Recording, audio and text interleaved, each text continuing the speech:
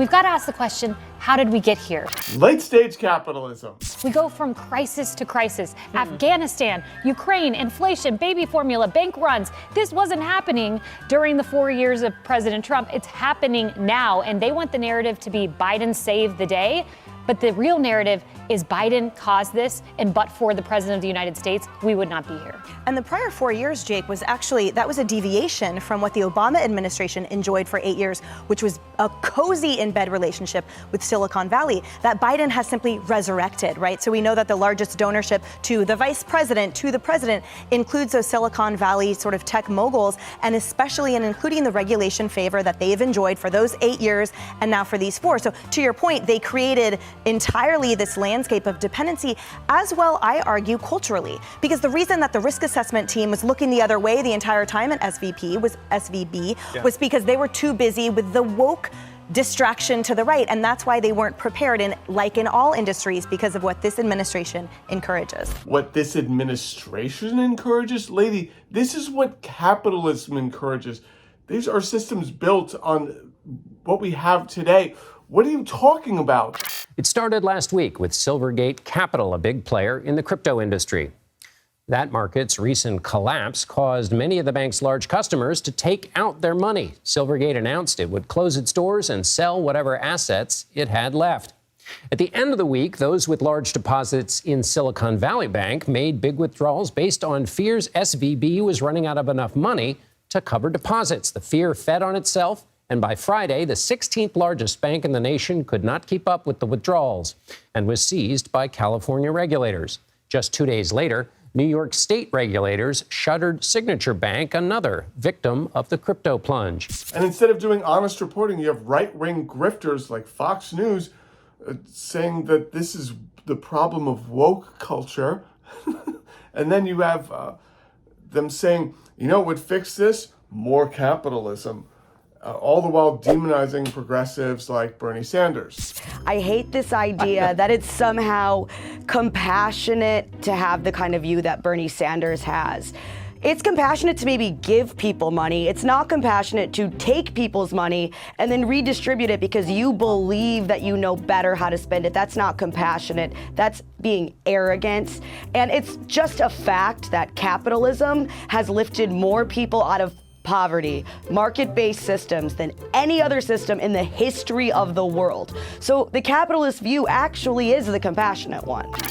You really have to admire Kat Timpf and her mental gymnastics, labeling capitalism as compassionate. They're constantly going on about hate, how they're against hate, and we've got to stop hate and hate speech. It's in the title of his book. It's okay to hate capitalism. Apparently it's fine to hate as long as it's the right enemies. The conservatives' immediate reaction to SVB failure is that it was a result of the bank focusing too much on diversity, equity, and inclusion. Nothing about how mortgage-backed securities were purchased when interest rates were low and interest rates went up. These mortgage-backed securities were worthless. None of that. Capitalism is not working in the United States right now. It doesn't matter who the president is. Capitalism requires unlimited growth, constant growth, and is just going to blow up every 8 to 12 years. That's its function. So, to say like, oh, well, what's this going on? Capitalism would work better with the other person, the other guy, the former guy. It's quite silly. Silicon Valley Bank failed because capitalism is failing. Recession is part of the capitalist economic system.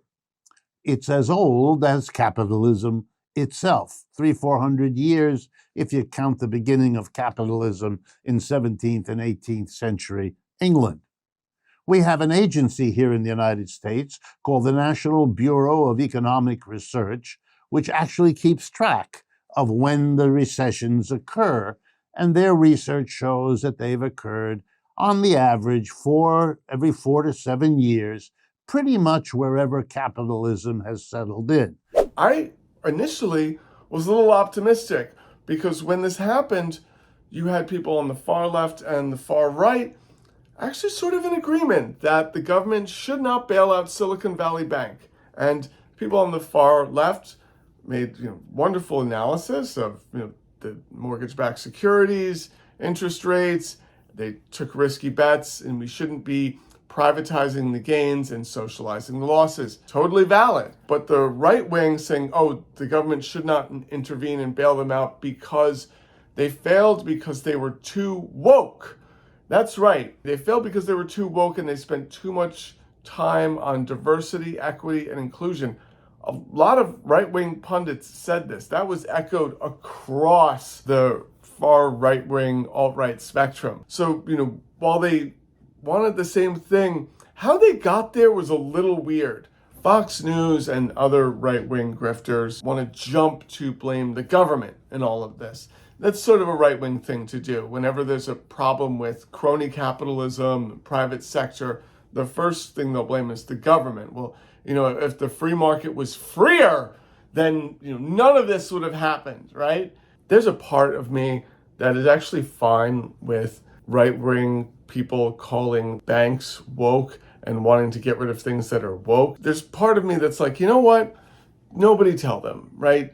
Let's get rid of the awful practices of these big banks and, get some unity on their end by just calling it woke. For the record, it is also worth noting that the CEO of Silicon Valley Bank sold his shares for $3.4 million 2 entire weeks before any of this happened.